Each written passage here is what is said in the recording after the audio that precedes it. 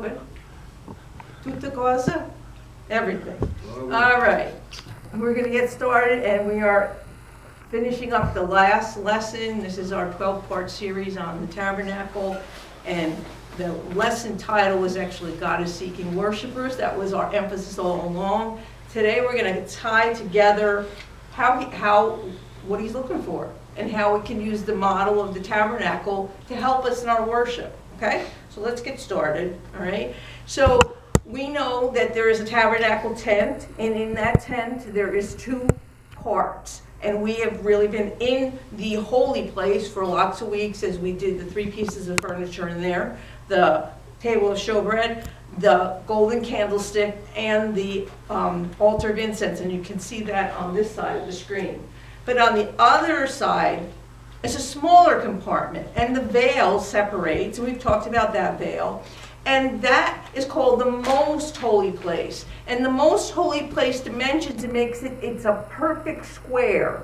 So it is, if you're in cubits, 10 cubits high, wide, and long. If you're going by feet, it's 15 feet wide, 15 feet high, and 15 feet long. So it's a perfect square, okay? And that's what's there. But inside of there, as we go to the next picture, wait, hang on, let's just do this one. So let's talk about the most holy place. What is it?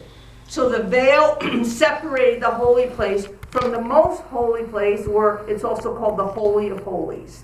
It's the innermost and most sacred area of the ancient tabernacle, and later the same thing was in the temple. There was an area called the most holy place, or the Holy of Holies. The veil that separated the Holy of Holies from the rest of the temple was a constant reminder of the barrier between a holy God and a sinful humanity. That veil said, do not enter here, do not come in. And in that place, the most holy place is where God's presence dwelled. And it was like, you can't come by God's presence. You're not allowed to come by God's presence, okay? And now, this information comes from BibleHub.com, okay? So, inside the Holy of Holies, there's only one piece of furniture, and that's it. That is the Ark of the Covenant. It's got two parts to it, the Ark of the Covenant and the mercy seat, all right? And we'll talk about the different parts, okay? So, the vision of the earthly tabernacle. God wanted to dwell in the midst of his people, and we go back to Exodus 25, where we started this series, and he said, let them make me a sanctuary that I want to dwell among them, according to all that I show you. And it's a pattern. It was just a pattern, and they had to make it according to the pattern, and all the furnishings according to the pattern, and make it that way. And the pattern was because it was only a shadow of what's in heaven. All right? We've talked about that before. So now, the description of the Ark of the Testimony. We start in Exodus 25, verse 10 through 11. And it says, they shall make me an ark of acacia wood. 2.5 cubits shall it be. In length, 1.5 cubits its width, and 1.5 cubits its height. And you shall overlay it with pure gold. Inside and out, you shall overlay it, and shall make on it a molding of gold all around. So, it's called the Ark of the Testimony is another name for it. So it's made out of wood, it's covered inside and outside with gold, okay? And here's the description. The ark consisted of two pieces, the bottom piece of the furniture with a compartment to hold the tablets of the law, and the lid, which is called the mercy seat.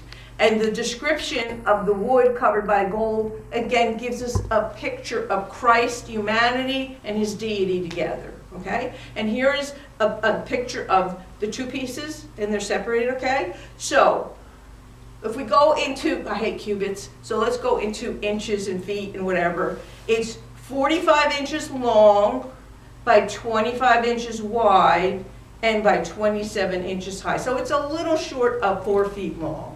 Okay? And that's the bottom part that we're talking about, all right? The Ark of the Covenant.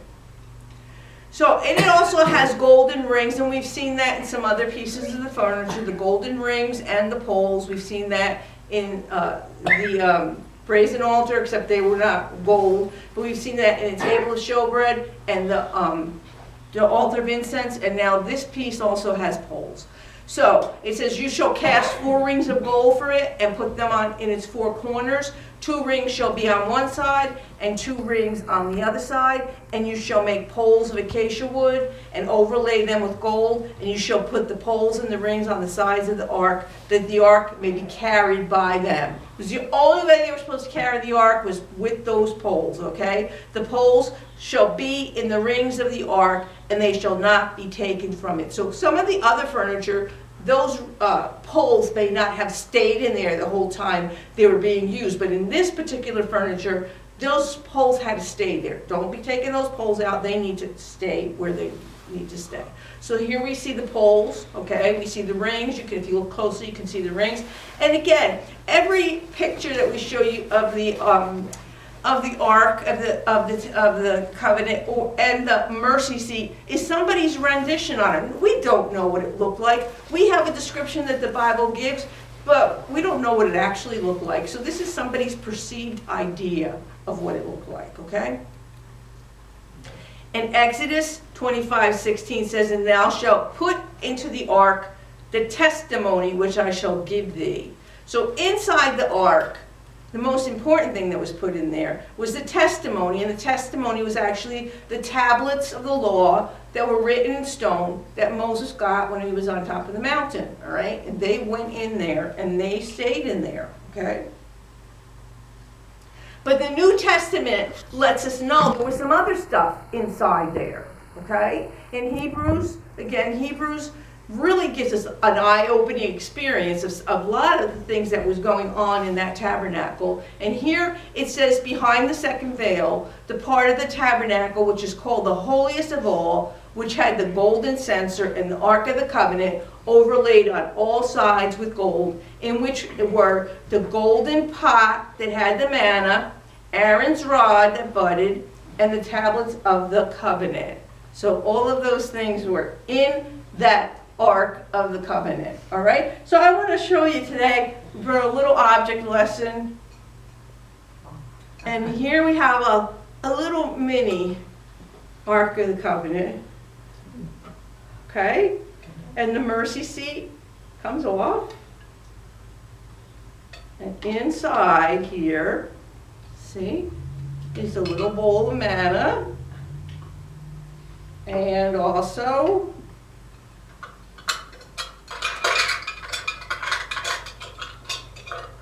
the rod that budded, and last of all, the testament or the laws that were given to Moses, okay? So you can get an idea. We're going to let you pass this around. You can get a little idea of what this looked like. This is, again, something we don't know if this is true to rendition, but it is somebody's rendition of what it looked like.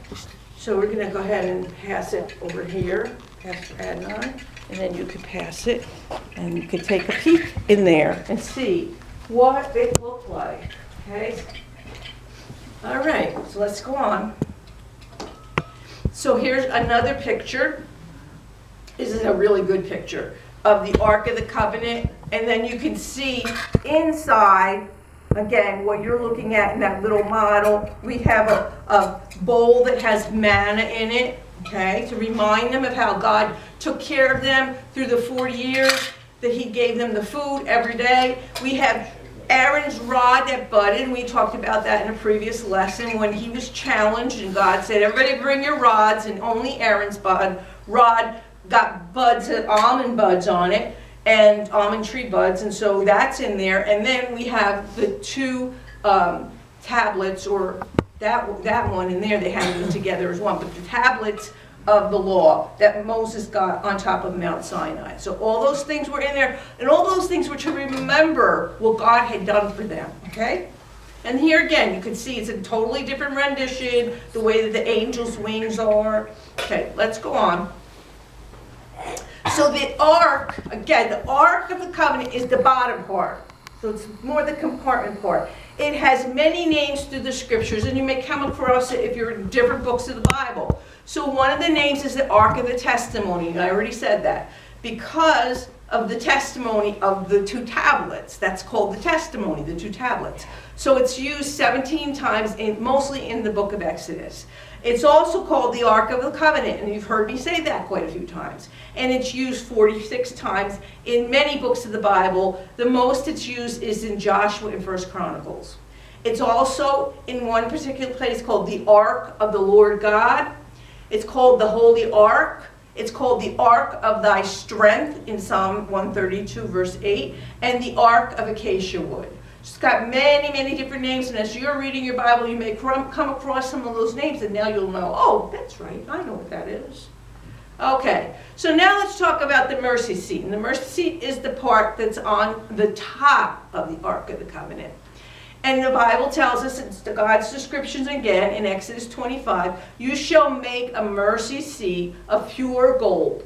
2.5 cubits shall be its length, and 1.5 cubits its width. And you shall make 2 cherubim of gold, of hammered work. You shall make them at the 2 ends of the mercy seat. Well, this sounds a little different than what the gold work on the other part of it. The other part of it has gold overlay. And we talked about that process of making those thin sheets of gold that was put on there. This one is hammered gold. And it reminds me of another piece of the ark, the tabernacle furniture. Does anybody remember what else was hammered gold? There's another part that's pure gold and it's hammered. Candlestick. At the ends of the poles. Excuse me? Not the end of the poles. Not in this place. No. In the holy place, there's a piece of furniture that had the same process. Let's go on. So it's the golden candlestick. Had the same process. Remember, it was like one big piece of gold. It was not something made with overlay. It was one hammered into place. And this is the same thing. Like the golden lampstand that was hammered out of a solid piece of gold. That must have been a pretty big piece of gold too. Just imagine how big the gold had to be. The mercy seat was also hammered from solid gold. And here we see possibly a rendition of them working on that, shining it up and working on that. Okay? So let's go on. So the mercy seat is considered the ark's lid. And as you saw on the little model of it, it fits very comfortably on top, doesn't it? It just fits right on there perfectly. It matches up with the same length and the same width. And so, again, because the Ark of the Covenant is 45 inches long, then the mercy seat is 45 inches long by 27 feet wide. We have no idea how high it was. We don't really have any description. We have no idea what those angels really look like, but we just know that on top there was 2 cherubim facing each other. Okay? Let's go on. The mercy seat. Now we'll talk about the cherubim. Make 1 cherubim at one end and another cherub at the other end. And you shall make the cherubim at the 2 ends of one piece with the mercy seat. So it's all one piece. Okay? It's a solid piece. The base of it, where the cherub, everything is one piece of gold. And the cherubim shall stretch out their wings. So they stretch their wings so they're almost touching, all right? Covering the mercy seat with their wings, all right? And they shall face one another. The faces of the cherubim shall be toward the mercy seat. So their faces are looking down of the cherubim. Their wings are up on the top of it, covering it, all right? And this is the place that God tells them, I'm going to meet with you. Well, what does that mean? It says, you shall put the mercy seat on top of the ark, and in the ark you shall put the testimony. Again, that's the 2 tablets, the law that I will give you. And there I will meet with you, and I will speak with you from above the mercy seat, from between the 2 cherubim, which are on the ark and the testimony, above everything which I give you in commandment to the children of Israel. So this is the place, and it's the only place in the whole building, and the whole outside outer court, and everything that went on, that God says, that's where I'm going to meet with you, in the place that nobody can go see him. Only the high priest once a year. Isn't that kind of interesting? But that's where I'm going to be, right there, going to come down in the midst of those 2 angels, okay? This is the place of God's presence. And the cloud of glory, often referred to as the Shekinah, I'm sure you've heard that word before. It means the glory of God, the weightiness of God, the Shekinah, represents the manifest presence of God dwelling among his people, particularly in the context of the Old Testament, okay? The cloud of glory. This divine presence was most notably associated with the mercy seat, the cover of the Ark of the Covenant, which resided in the Holy of Holies within the tabernacle and later in the temple. So that presence of God came down in that most holy place, right on that mercy seat, right between those two angels. Why would all that happen? Because that's exactly what's up in heaven. That's how it is up in heaven. The cherubim are around the throne of God, and his glory is there, and they surround him. Okay? And so it's a picture of what's happening in heaven. But that's the place of God's presence, all right? What's the significance of the glory cloud? And this is all from the Bible Hub topical encyclopedia. Some really, really good information. If you're looking for any information, go there. You'll find lots of good stuff. Significance of the glory cloud. The cloud of glory over the mercy seat, it symbolizes God's holiness, his majesty, and his accessibility to his covenant people. It serves as a visible assurance of his presence and guidance. The mercy seat, flanked by the cherubim, represents the throne of God on earth, where atonement is made for the sins of the people through the sacrificial system. This is the place, the mercy seat, where the high priest would come once a year, and that's where the blood was put, to atone for everybody's sins, all right? And Christ is the fulfillment of that presence. So, again, the tabernacles make it according to the pattern, but it's only a shadow, and Christ is the real, all right?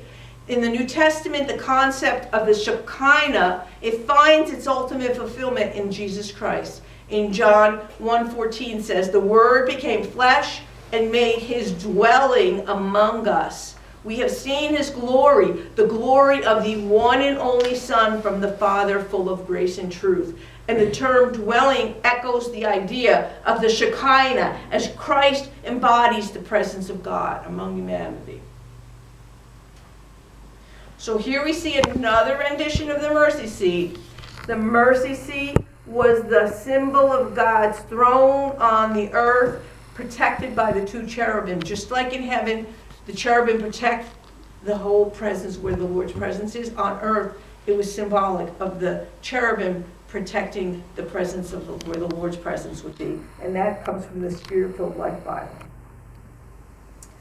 So, inside there, Pastor Adnan on Sunday mentioned again that in the tabernacle, the only source of light is the golden candlestick, right? In the holy place. Well, once you get past the veil, there is no light source in there. So it would be very dark in there. So there was no man's source of light in the most holy place, but the Lord's Shekinah was there and was the source of light in the most holy place. His presence dwelt above the Ark of the Covenant between the two cherubim on the mercy seat. So his presence lit it up and made it so that the high priest wasn't going, where is anything in here? All right, let's go on.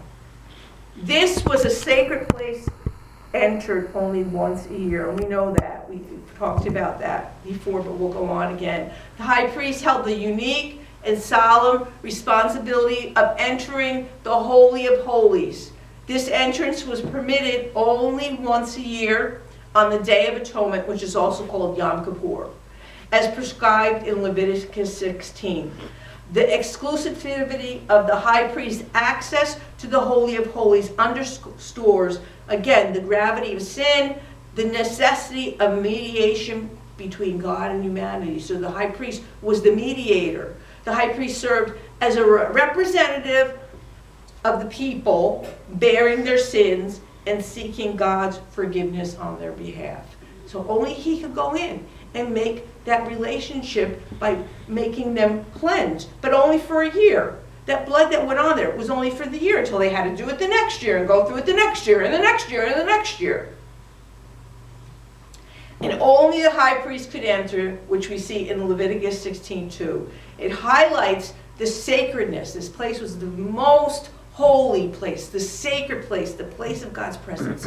The Lord said to Moses, "Tell your brother Aaron that he shall not enter at any time into the holy place inside the veil before the mercy seat which is on the ark, or he will die. For I will appear in the cloud over the mercy seat." So again, it's one of those other things where you only do it like this, because if you do it any other way, you're going to die. And we already know, we've seen some people die when they did things not the way that God said to do it. Okay, and last time we were talking about the sons of Aaron who had strange fire and they got killed because they did it not the way that God said to do it. And so the high priest, whether it was Aaron or as the time went down any other high priest, would have been very careful and also very reverent in going into that place and making sure that they went in just the way that they were told to go in, okay? So we want to go over a little bit of the history of the Ark of the Covenant. So we know its purpose in the tabernacle, but throughout the history of Israel, there was other times that the Ark of the Covenant was used in certain ways. Let's talk about that.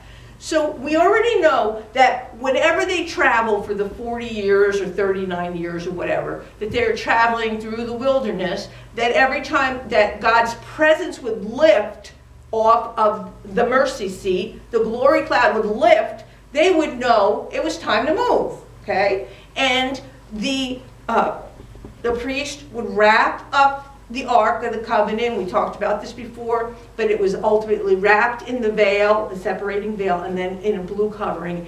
And the Kohathites, the Levites, one of the groups, they carried all the furniture. They carried the Ark from site to site during the years of journey throughout the wilderness, all right? And the Ark would go out in the front, all right? And then the people would come behind, all right? So we find that, again, throughout the book of Exodus, Leviticus, Numbers, Deuteronomy. Whenever we're talking about them traveling through the wilderness, this is what's going on. That ark is traveling and leading them, and then it would get to the next place, and then God's presence would come down. They could see the glory cloud over it, and then when it was time to move again, the glory cloud would lift. Okay, well, it's time to go. We'll pack everything up and we're on our way. All right. So now, after those 40 years, and it's now time to go into the promised land. So now they're going to use the Ark of the Covenant is going to be used again. And one of the most significant miracles associated with the Ark is when they had to cross the Jordan River and they're going into the promised land. So they're on one side and the Jordan is separating them and they're going into the promised land. And that's the route they had to take. And the Ark is going to do something there, okay? It parts the river and allowed them to enter on dry land. We've already seen God's power and presence when they went through the Red Sea. But they didn't have the Ark then, but now they have the Ark, okay?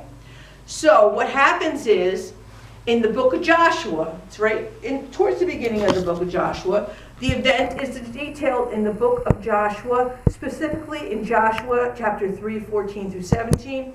And as the Israelites led by Joshua approached the Jordan River, they faced the challenge, and the scriptures is very clear, that the waters were at their height. It was the season, probably, I think the spring season, when, you know, when we have the runoff, the winter's gone and the snow is melted and the rivers might be really high, even the creek out here.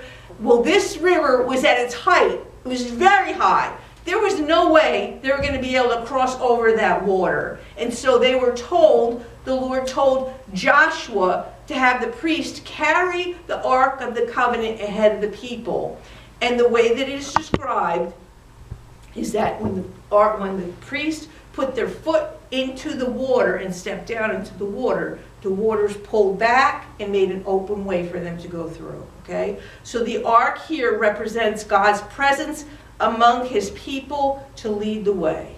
And here we have a picture, and there are the priests carrying the ark down into the water, and you can see as they are stepping into the water is starting to split. All right? Now, I like a lot of these pictures. The next picture I'm going to show you, I'm going to say something. I like a lot of these pictures. I like this picture because this picture is true to history. Remember I told you, whenever they carried that Ark of the Covenant out, it would be wrapped around with the veil, with the blue over it. But a lot of the people that show these pictures online, they like to show them without the whole covering because they want you to see the beauty of the Ark of the Covenant. But that's not how it was done. So in the next picture, you see how this one is? It would have been covered. It would not have looked like that. But they wanted you to see how beautiful it is. And there's the priest. They're carrying it just the way they were supposed to on their shoulders, all right? And the water is pulled way back, okay? So that's another time that this ark was used, all right? But this is, so already we've seen it, or leads them out in their journeys, and now it's used to bring them safely into their next place, all right? But also throughout the Bible, in many places, and we're only going to look at a couple, there's biblical instances of the ark being used in their war.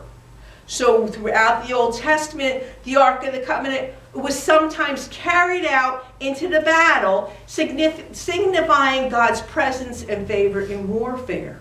So again, there's another picture, and they don't have it covered, but that's how they want to show you so you know what they're actually carrying.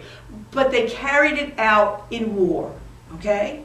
And we can see that there's a lot of battles that they went through. The first and most significant battle when they entered into the Promised Land was the Battle of Jericho, all right? Now, if you remember, the reason why they had to go around for 40 years in the wilderness is because they didn't think they could fight against the people in the land. Oh, they're giants in the land. We're like grasshoppers. We can't do it. And then they ended up, God's like, okay, guess what? All those people have to die off, and this is the next generation, and they're going into the land. So now they are actually going through the process of fighting to get rid of the people in that land so they could take that land that God was giving them. And the Battle of Jericho was one of the first battles that they had to go through. And it was the instance of the ark being carried into battle. It's found in this conquest, and this is, again, in the book of Joshua. So under Joshua's leadership, the people are instructed to march around the city for 7 days, and they have to be quiet. And they've got the ark going with them around the city for 7 days. And on the 7th day, then the priest blew the trumpets, and the walls of Jericho fell, and demonstrated the power of God in granting victory to his people. Okay? So, again, the ark was there. And here we see a picture of the priest blowing the trumpets, all of them blowing the trumpets, and the Ark of the Covenant is right there alongside of them as they went into this battle. All right? There was many other battles that they fought that had the Ark with them. And it became like when their enemies would know that the Ark was there, they would get a little scared because they would understood it signified the presence of God. Okay? Well, time goes on. Time goes on, time goes on. We're in through the book of Judges. The people keep getting away from their relationship with God, and then they would have to have a judge come because their enemies came in and took over, and they would have to go through this process over and over and over again. And we get to the book of Samuel, and we have Samuel who's living in the house of Eli, and we have some of the sons of Eli who are reprobates. And God was not happy with them because they did horrible things, and they made a mockery of them being priests before God, okay? And God was not happy. And so at this time, Samuel is the last of the judges, right? And he also again is living in this house with Eli, so he's growing up to be a priest, okay? And the Philistines are their enemy. They've had many enemies throughout the book of Judges that would come in and then go raise up a judge and fine. Everything would go on. Everything would go good for a while. All right. Here, the Philistines are battling them. And so they get the bright idea, well, let's take the ark into the battle with us, okay? They want to have a victory. So they bring the ark with them from Shiloh. we'll talk about Shiloh in a minute. They bring it to the battlefield. But however,